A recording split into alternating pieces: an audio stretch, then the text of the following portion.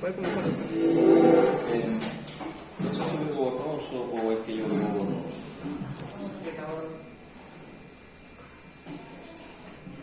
Parece que este no tiene Sí. tanta No, ahí nitidez. está mejor. Ahí. Ahí está mejor. Perfecto.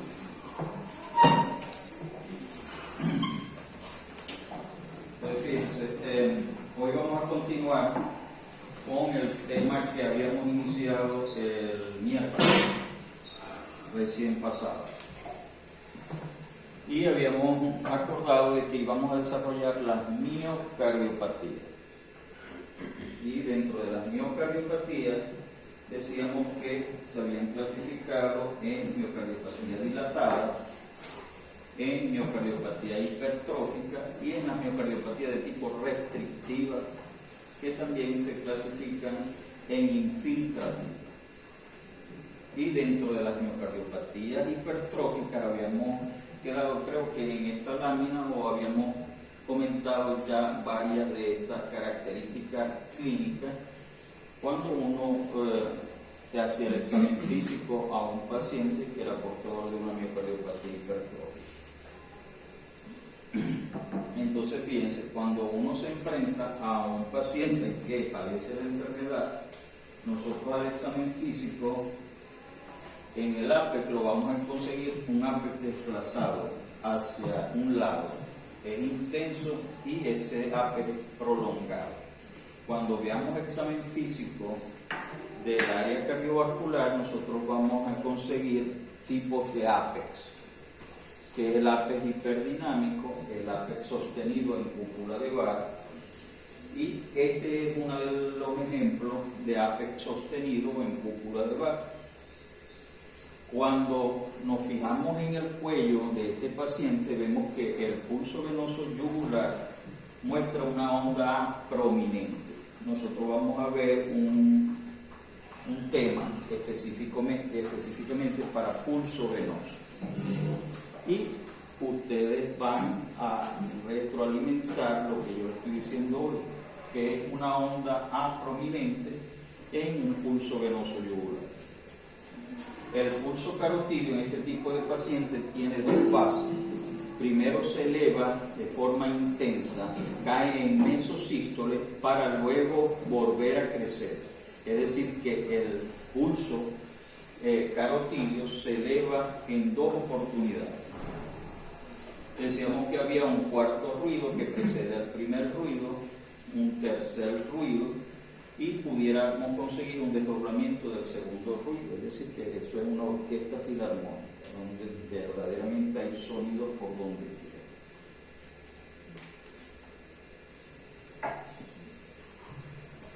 Entonces, además de haber primer ruido cardíaco, segundo ruido, tercer ruido, cuarto ruido, desdoblamiento del segundo ruido, se le incluye un soplo a este tipo de miocardiopatía. ¿Por qué? Porque verdaderamente el septum está muy hipertrófico, que obstruye el tracto de salida del ventrículo izquierdo. Y el soplo se caracteriza por ser áspero, en crescendo o decrescendo, o en diamante o en romboidal. Cuando veamos la clase de soplo cardíaco, nos vamos a dar cuenta de que lo tenemos que clasificar en el ciclo cardíaco como sistólico diastólico, la característica o el timbre, que es áspero, la forma, que es crescendo decrescendo o en tipo romboidal, y se oculta mejor entre la punta y la línea y el borde izquierdo del esternón. Este soplo se parece mucho al de la estenosis de la válvula aórtica, y hay que establecer parámetros de comparación y de diferencia como tal, porque se localizan y se ocultan muy parecidos. El soplo de la miocardiopatía hipertrófica se diferencia del soplo de la estenosis de la válvula aórtica porque tiene la característica de que aumenta con la maniobra de Valsalva, y al cambiar de la posición de cuclilla a la erecta en el paciente. Ya ustedes deberían de conocer a estas alturas están en cuarto año, ¿qué es la maniobra de Valsalva?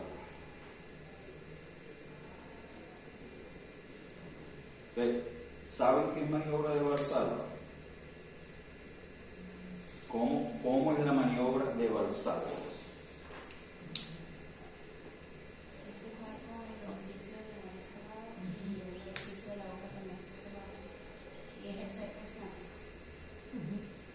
Es como tratar de expulsar el aire pulmonar con una glotis cerrada. Es lo que llamamos como si estuviéramos pujando. Entonces vengo yo, vamos a hacer maniobra de Valsalva.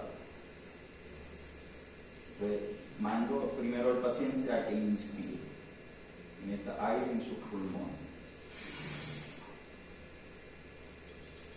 No lo vaya a soltar, ahora cierre la glotis y trate de expulsar. Y así es lo que nosotros vulgarmente conocemos como pujo. Hacer así. Eso es maniobra de Valsalva. Tratar de expulsar el aire del pulmón después de haberlo metido en inspiración y después quererlo soltar con la glotis cerrada, forzarlo. Eso es maniobra de Valsalva. Por eso se diferencia entre el soplo de la estenosis de la válvula aórtica de este soplo que nos ocupa hoy, que es de la miocardiopatía hipertrófica. Si le hacemos un electrocardiograma, también eso es una orquesta. Eso va a haber muchas modificaciones desde el punto de vista electrocardiográfico. Y son tantas que allí las pudiéramos numerar. Van a haber alteración del segmento ST y de la onda T. Va a haber hipertrofia del ventrículo izquierdo. Van a haber Q patológica en cara inferior, y la cara inferior en la derivación electrocardiográfica la ven de 2, de 3 y ABF, y en las precordiales de 2 a B6 o en ambas. Hay desviación del eje eléctrico a la izquierda, hay arritmias ventriculares. Cerca del 75% de los pacientes que padecen esta enfermedad, hay taquicardia supraventricular, casi del 25 al 50% de los pacientes, y puede haber una fibrilación auricular en el 10% de los pacientes. Es decir, que cualquier tipo de arritmia que se presente o que ustedes crean pueden estar presentes en este tipo de pacientes. Y las arritmias es el que mata a este tipo de pacientes. Sobre todo las taquicardias ventriculares. Las taquicardias ventriculares siempre son de mal pronóstico, ¿verdad? Son peores que... Taquicardia ventricular es taquicardia mortal. Si yo tuviera que decirle a ustedes qué arritmia mata al paciente, yo les diría dos. Dos arritmias que matan, que es taquicardia ventricular y fibrilación ventricular. Esas son arritmias mortales, donde el médico tiene que hacer, porque si no hace, muere el paciente. En la radiografía del tórax, la silueta cardíaca puede variar desde normal hasta muy aumentada. Y la ecocardiografía, que nos va a dar nada, sencillamente lo que ya habíamos hablado. Una miocardiopatía hipertrófica, donde vamos a ver las paredes del ventrículo izquierdo muy engrosado y una cavidad muy estrecha que parece un hilo. Ahí no cabe la cantidad de sangre que debería de llegar desde la aurícula izquierda. Y el ecocardiograma me va a decir, sí, tiene el septum interventricular más hipertrófico que la pared libre, más que la pared anterior. Y da la sensación de que en el ecocardiograma esa pared hipertrófica da la sensación de vidrio esmerilado. También, pasemos la próxima.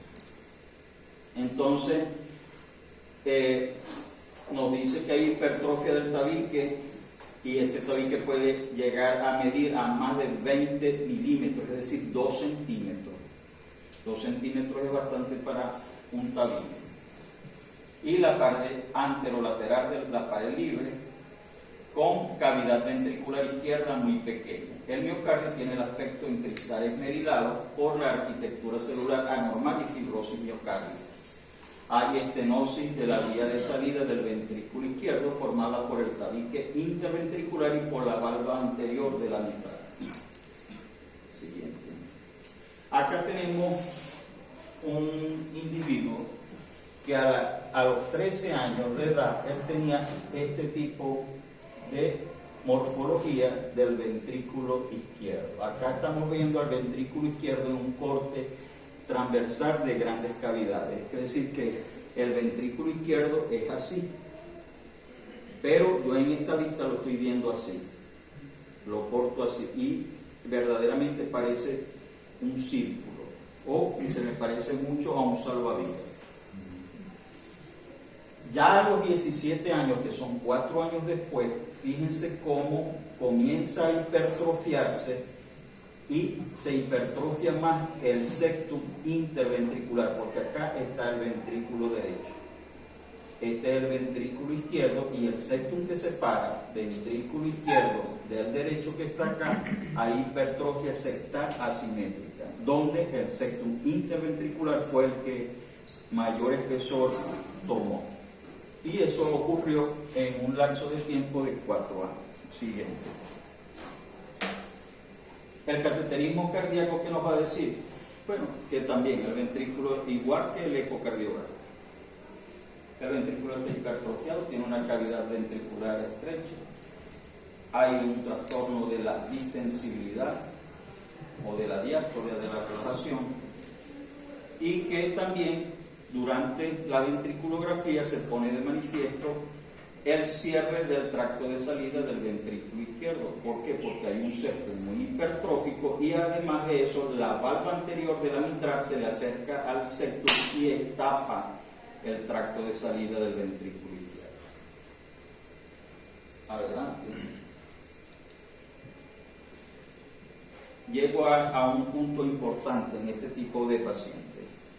Este paciente es un paciente potencialmente que puede morir en cualquier momento y lo mata es una taquicardia ventricular. Entonces puede ocurrir en pacientes previamente asintomáticos, donde el paciente verdaderamente, si es posible, es un futbolista o un corredor de maratón, donde él desconocía que padecía la enfermedad y a menudo la muerte ocurre durante el ejercicio intenso. El ejercicio intenso, ¿por qué? Porque verdaderamente durante el ejercicio intenso incrementa los niveles de adrenalina. Y la adrenalina es proarritmogénica, es la que le despierta la taquicardia ventricular y es quien lo mata en pleno deporte. ¿Quiénes son los pacientes que tienen mayor probabilidad de morir por padecer este tipo de enfermedad? Los más jóvenes, menores de 30 años. Los que tienen un antecedente familiar de miocardiopatía hipertrófica, es decir, se le murió un tío, un primo, un hermano, de forma repentina. Que tenga antecedentes de que se haya desmayado durante su niñez, que es el 5 en niños.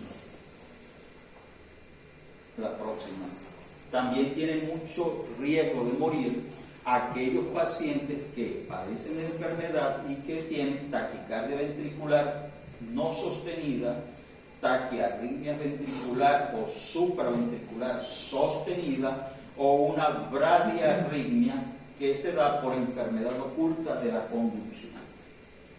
¿Qué vamos a hacer o cómo vamos a tratar este tipo de pacientes? Este tipo de pacientes vamos a dar beta bloqueantes. Y el beta bloqueante tiene la capacidad de aliviar la disnea, la angina y el presíncope o el síncope. También está indicado en ello los calcioantagonistas y como ustedes ya vieron farmacología, los calcioantagonistas están dados por verapamil, nifedipina y diltiazem como tal.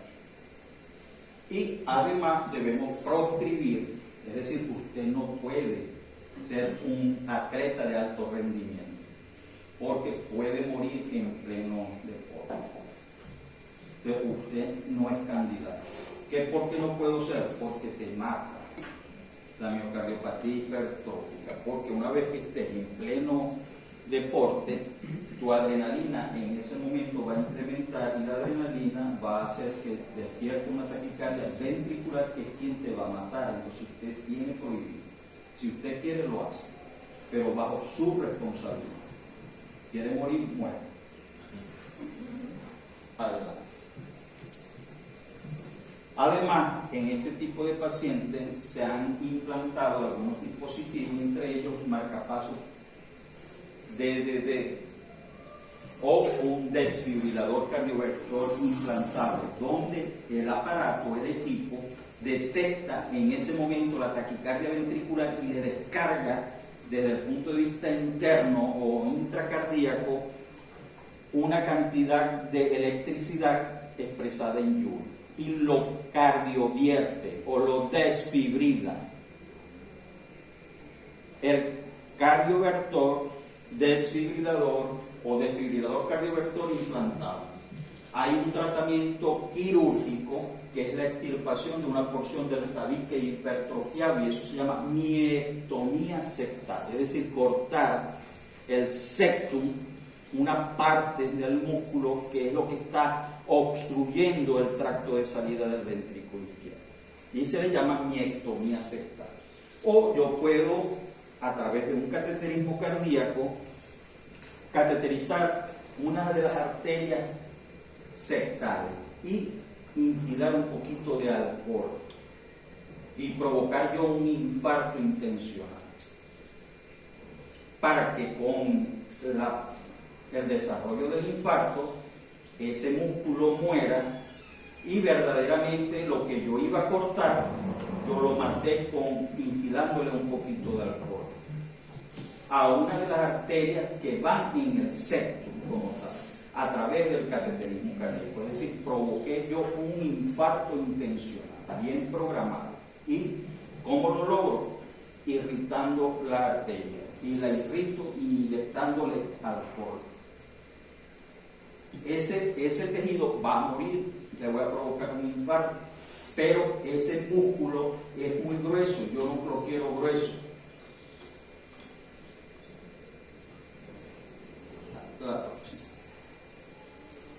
Acá, esto es un dibujo esquemático de un ventrículo izquierdo, un septum muy hipertrófico, y acá en esta línea punteada es donde uno va a agarrar con el bisturí y voy a cortar. Voy a cortar para yo amplificar el tracto de salida del ventrículo izquierdo. Entonces yo vengo con un bisturí, corto acá, y esto se llama miectomía septal. La próxima.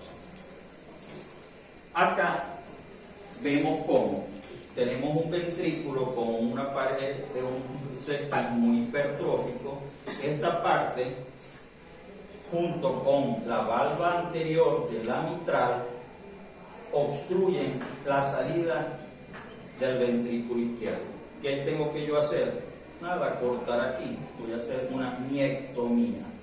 Yo corto acá para amplificar el tracto de salida. Una vez que yo corte y quite este pedacito de músculo, va a quedar más o menos así, y la sangre va a poder salir con mayor facilidad por el tracto de salida del ventrículo izquierdo hacia la aorta ascendente y todo el organismo. La siguiente. Llegamos al tercer grupo de miocardiopatía, que son de las restrictivas e infiltrativas. Y estas son las menos frecuentes. Las más frecuentes son las dilatadas y las hipertróficas. Las menos frecuentes son las de tipo restrictiva e infiltrativa. Entonces dice, es la miocardiopatía menos común en los países occidentales. El elemento fundamental es la disfunción diastólica, es decir, que ellos tienen capacidad de bombeo, pero al igual que la miocardiopatía hipertrófica, el elemento fisiopatológico más importante o predominante o número uno es la incapacidad para dilatarse, para relajarse, para distenderse. Las paredes ventriculares se hallan excesivamente rígidas e impiden el llenado ventricular. la función contráctil se hallan más o menos normales. Siguiente. La fibrosis o infiltración miocárdica o cicatrización endomiocárdica suelen ser la causa del comportamiento diastólico anormal. Desde el punto de vista hemodinámico, la característica clínica y hemodinámica simula la de la pericarditis constrictiva crónica. O sea que desde el punto de vista clínico se parecen mucho la pericarditis crónica, constrictiva crónica y la miocardiopatía de tipo restrictiva. La diferenciación la hace la biopsia endomiocárdica, donde nosotros tenemos que meternos con un catéter dentro del ventrículo izquierdo y pellizcar y sacar tejido de allí. Ese pellizco que yo le doy para sacar tejido del endocardio, yo se lo doy a anatomía patológica, y anatomía patológica lo va a fijar y lo va a analizar desde el punto de vista del microscopio. ¿Y qué me va a decir anatomía patológica? Me va a decir que hay cicatrización e infiltración miocárdica por fibra, que es un tejido duro, donde el endocardio verdaderamente lo que es una capa de células planas que tapizan al ventrículo. Siguiente. Dentro de las manifestaciones clínicas se parecen también a las demás. Tenemos intolerancia al ejercicio, debilidad y disnea importante.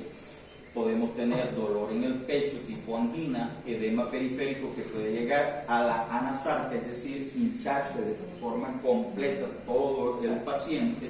Podemos tener hepatomegalia y ascitis, tenemos extensión venosa yugular, tenemos el signo de Kussmaul, que el signo de Kussmaul desde el punto de vista semiológico es casi patognomónico de este tipo de enfermedad. Cuando yo inspiro, lo que hay es un descenso de la columna de sangre a nivel de las yugulares. En la pericarditis de tipo restrictiva o infiltrativa, cuando yo inspiro, en vez de bajar la columna de sangre en la yugular, ocurre todo lo contrario, sube. Y ese es el signo de Kussmaul. Es un ascenso de la columna de sangre durante la inspiración, y eso se le denomina signo de Kussmaul. Aumento inspiratorio de la presión venosa.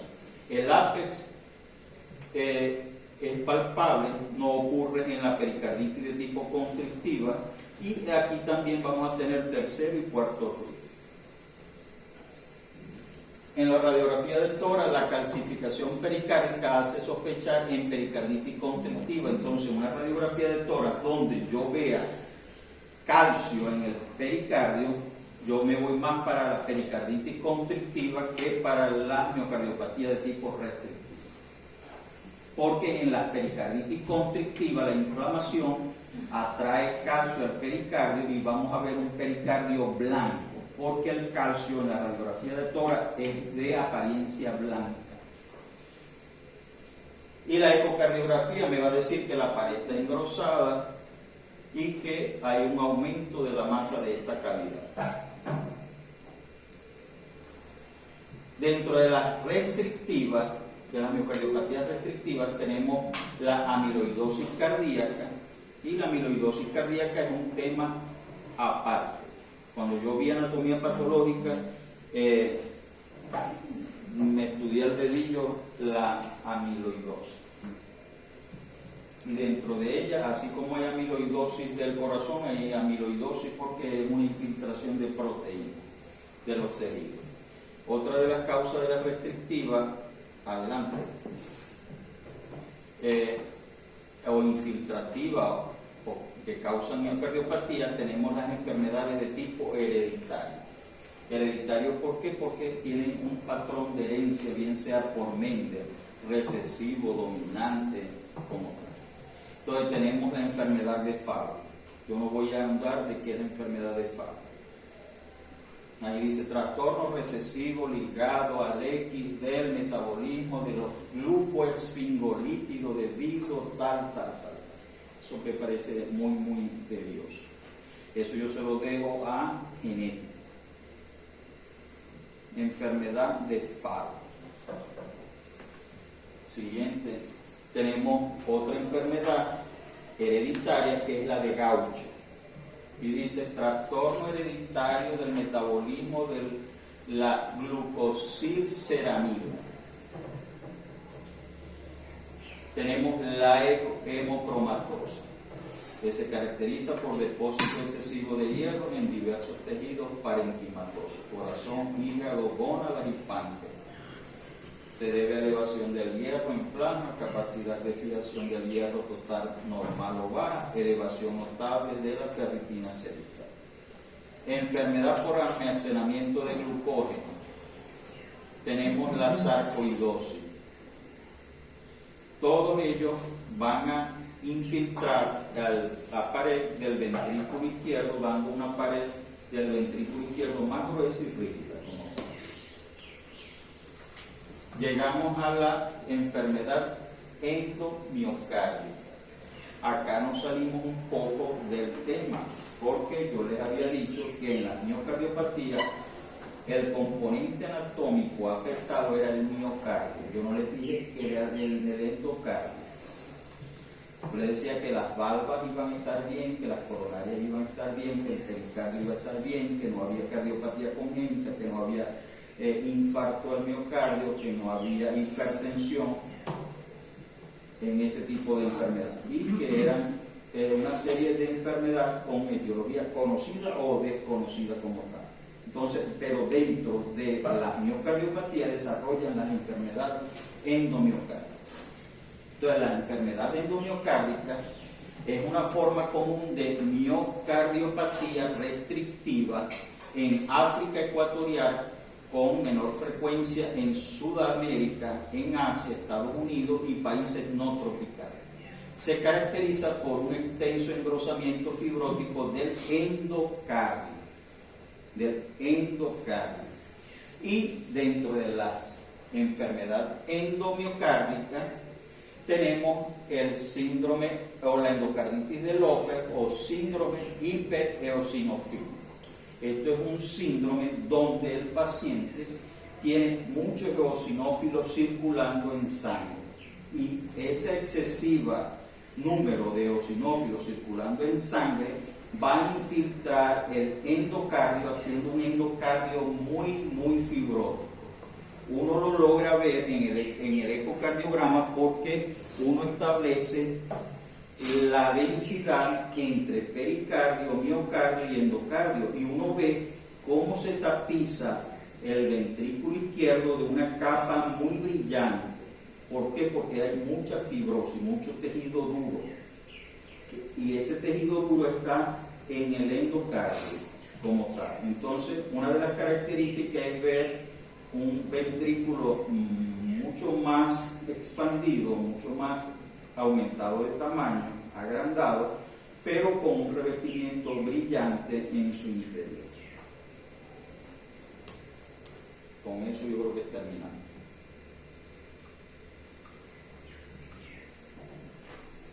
¿Alguna pregunta?